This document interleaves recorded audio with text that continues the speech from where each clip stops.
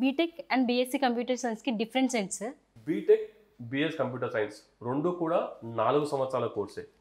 BTech అనేటువంటిది single discipline, అది interdisciplinary కాదు. బిఎస్ కంప్యూటర్ సైన్స్ అనేటువంటిది మల్టీ డిసిప్లినరీ కోర్స్, ఇది టెక్నో మేనేజరియల్ కోర్స్. అక్కడేమో సింగిల్ డిసిప్లిన్ కోర్స్ ఉంటుంది. అదే ఈ కోర్సుకి ఆ కోర్సుకు ఉన్నటువంటి వ్యత్యాసం. ఇందులో టెక్నికల్ సబ్జెక్ట్స్తో పాటు మేనేజ్మెంట్ సబ్జెక్ట్స్ కూడా టీచ్ చేస్తాం కాబట్టి ఈ అడ్వాంటేజ్ దీనికి ఎక్కువ ఉంటుంది. బీటెక్కి అడ్వాంటేజ్ కొంచెం తక్కువ ఉంటుంది. బీఎస్సీ కంప్యూటర్ సైన్స్ ఎవరు చేయొచ్చు? బిఎస్ కంప్యూటర్ సైన్స్ అనేటువంటి కోర్స్ ఇంటర్ అయిపోయిన ఏ విద్యార్థి అయినా చేయొచ్చు. బీటెక్ వెళ్ళాలి అంటే ఎంపీసీ కంపల్సరీ.